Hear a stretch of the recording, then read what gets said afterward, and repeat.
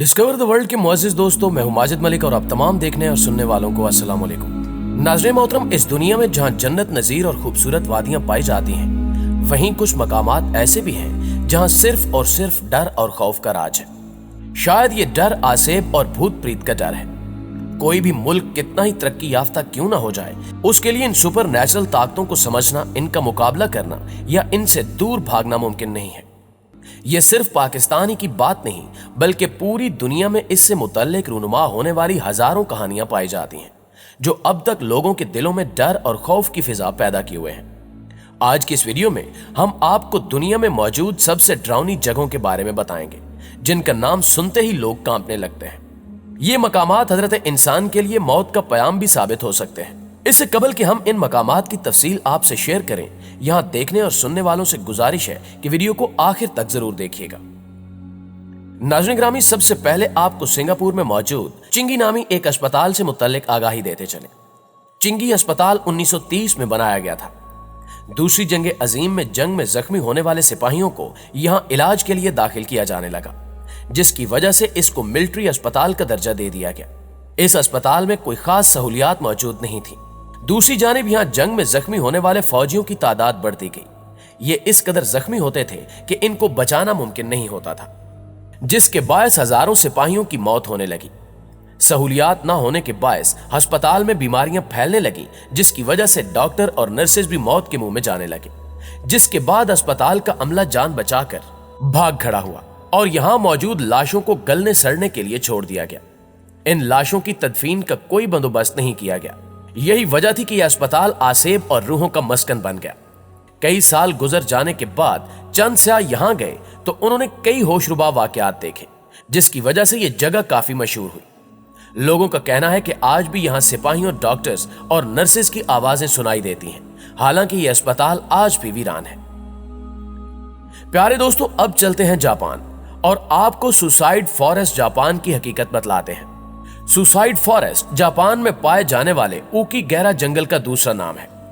Japan में मौजूद ये जंगल देखने में बहुत खूबसूरत और हरा भरा नजर आता है, लेकिन आप ये जानकर हैरान रह जाएंगे कि ये जंगल अपनी खूबसूरती की वजह से नहीं, बल्कि डरावनी कहानियों की वजह से मशहूर है।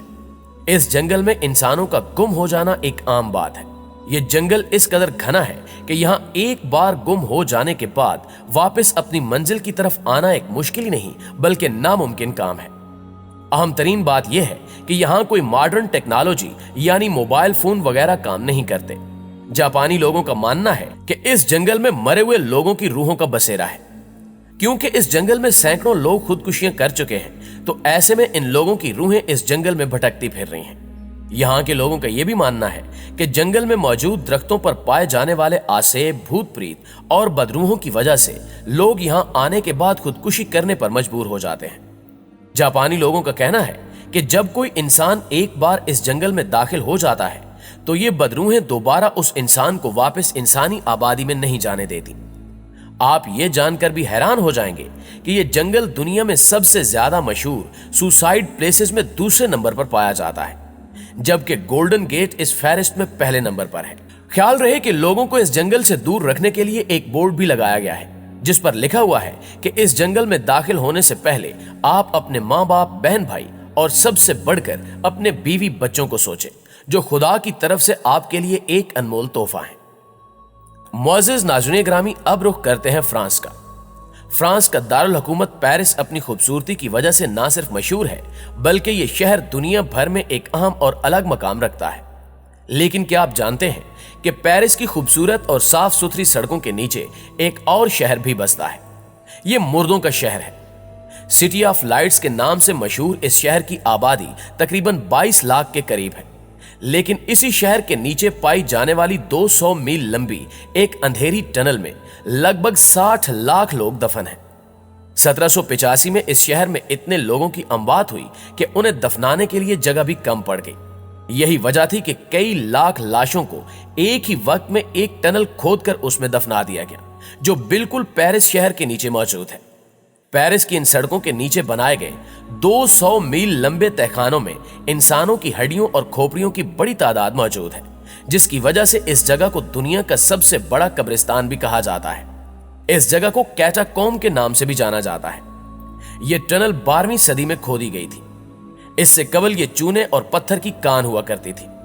इस टनल में जाने के लिए एक रास्ता भी रखा गया और बहुत से निडर और मजबूत दिल के लोग टनल का विजिट भी करते हैं। आपको बताते चलें कि इस तहखाने के सिर्फ चंद ही हिस्सों को लोगों के लिए खोला गया है, लेकिन खतरों से खेलने वाले कई खिलाड़ी रात के अंधेरे में इस तहखाने के ममनुआ हिस्सों में भी दाखिल हो जाते हैं, जिसकी वजह से यहाँ कई हादसात भी पेश आ चुके हैं। ये जो वीडियो आपको स्क्रीन पर नजर आ रही है, ये उस तहखाने में जाने वाले एक शख्स की है जो अपने साथ कैमरा लेकर गया था और ये वीडियो उसी के कैमरे से मिली थी, जिसमें देखा जा सकता है कि वो इस तहखाने में दाखिल होने के बाद किसी चीज से खौफजदा होकर मुसलसल भाग रहा है। तहखाने में जाने वाले इस शख्स का आज तक पता नहीं लगाया जा सका, क्योंकि तहखाने में जाने के बाद ये शख्स फिर कभी वापस नहीं आया और जब इसे तलाश करने के लिए तहखाने का रुख किया गया तो वहां से सिर्फ उसका कैमरा मिला। ये कोई भी नहीं जानता कि उस तहखाने में दाखिल होने के बाद उस शख्स के साथ क्या माजरा पेश आया। मुअज़्ज़िज़ दोस्तों, अब हम आपको मैक्सिको के डॉल्स जजीरे के बारे में बताएंगे। मैक्सिको सिटी से 17 मील दूर जनूब की सिमत एक छोटा सा जजीरा पाया जाता है जिसे डॉल्स आइलैंड के नाम से जाना जाता है। यह जजीरा भी अपनी खौफनाक कहानियों और दिल दहला देने वाले वाकयात की वजह से काफी मशहूर है।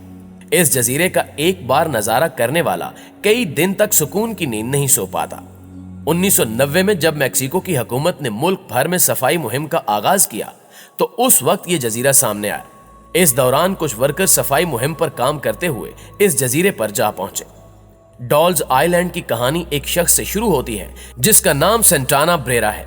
यह इस जजीरे पर रहने वाला इकलौता शख्स है। सेंटाना अपना घर बार छोड़कर अकेले जिंदगी गुजारने के लिए इस जजीरे पर आया था।